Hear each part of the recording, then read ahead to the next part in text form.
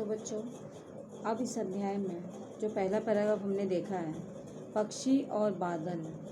ये भगवान के डाकिए हैं जो एक महादेश से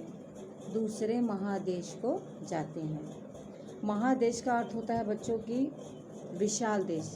बड़ा देश। ठीक है, तो हमने पहला पैराग्राफ समझा। अब हम आगे देखते हैं। हम तो समझ नहीं पाते हैं मगर उनकी लाई चिट्ठियाँ, पेड़ पौधे पानी और पहाड़ बाँचते हैं। बाँचते का अर्थ होता है बच्चों की पढ़ना, स्वस्वर पढ़ना। ठीक है, अब इसमें रामधारी सिंह जी कवि जो इस कविता के माध्यम से ये कहना चाहते हैं कि जैसे अभी मैंने आपको बताया कि पक्षी जो हैं, पक्षी और बादल, जैसे हम हमेशा देखो आसमान में ऐसा लगता है ना कि बादल चल रहे हैं, बादल जा रहे हैं, तो ये बादल और ये पक्षी, ये दोनों ही ईश्वर के एक ऐसे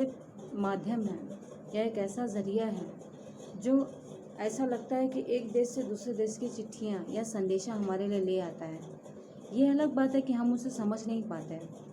लेकिन बच्चों हम उससे ना समझें या अनजान न जाए ऐसा भी नहीं है। उसकी खुशबू तो हमें मिल ही जाती है। अब वो कैसे मिलती है? अब जैसे हम कहते हैं ना कि किसी पक्षी को हमने देखा तो ऐसा लगता है कि ये कितना अलग पक्षी है, कितना खूबसूरत पक्षी है। उसी प्रकार से जब हम बादलों को तैरते हुए देखते हैं या बादल को उड़ते हुए देखते हैं तो कहते हैं ना, कभी कभी नहीं इच्छा होती है कि काश हम भी बादल होते हैं और ऐसे बादलों की तरह एक स्थान से दूसरे स्थान पर घूमते रहते हैं। या यूँ कभी होता है कि काश हम पक्षी होते हैं, कहीं जाना होता तो एक स्थान से दूसरे स्थान पर चले जाते हैं। जैसे कि अभी इस कोरोना काल में ज़मीन पे ही चलना मुश्किल हो गया है, तो इसे हम क्या करेंगे? अगर हम पक्षी होते तो हम उड़ते हुए कहीं पर भी जा के आ सकते थे। ना किसी का टच होता है, ना मुँह पे मास्क होता, दोनों ही चीज़ की ज़रूरत नहीं थी। बट बच्चों यहाँ पर कवि ये कहना चाहते हैं कि इन संदेश वाहनों के माध्यम से हम इसे भले ना समझें, लेकिन पेड़ पौधे पहाड़ पानी ये सब इनके लाए हुए संदेश को पढ़ लेते हैं और स्वर उसे पढ़ते हैं, उसे जानते हैं, समझते हैं और उसे अपने अंदर ढालते भी हैं, यानी उसको अपने अंदर समाहित भी करते हैं।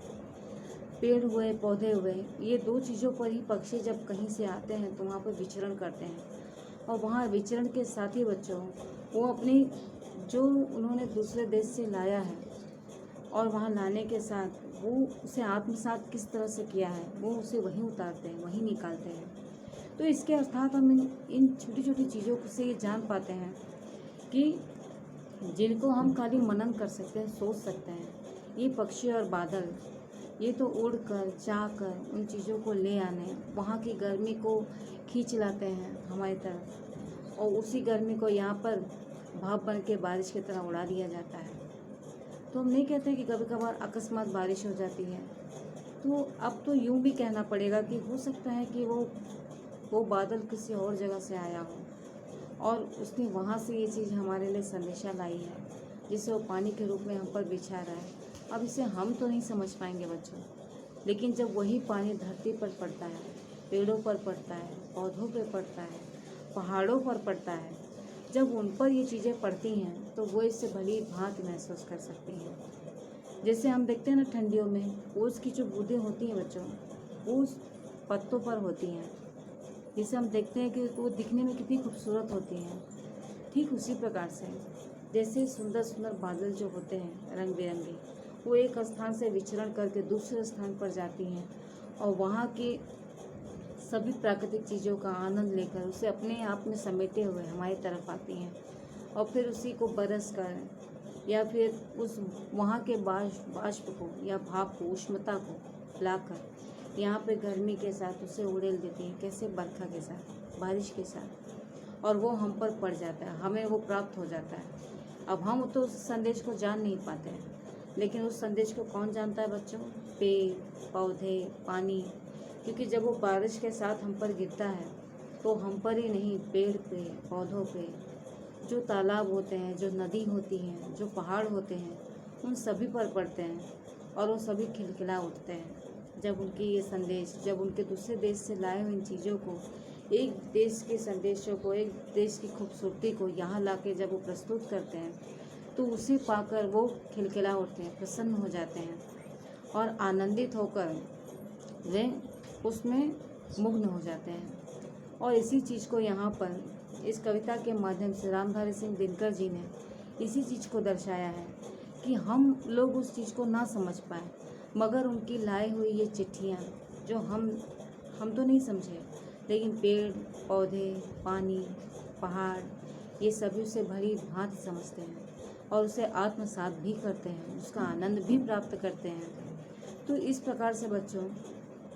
इस पहले और आत्मसात ही नहीं होता है बच्चों, उसे बाँचते हैं। बाँचना नहीं, स्व पढ़ना, इसे पढ़ना होता है। वैसे ही पेड़ पौधे, पानी और पहाड़, ये सभी उसे पढ़ते हैं, पढ़कर उस चीज़ को आत्मसात करते हैं, आपस में चर्चा करते हैं, आपस में बातें करते हैं। और जिन चीज़ों को हम नहीं समझ पाते, तो लेखक ने यहाँ पे बहुत खूबसूरती से इस पहले अध्याय को ये समझाया है, ये दर्शाया है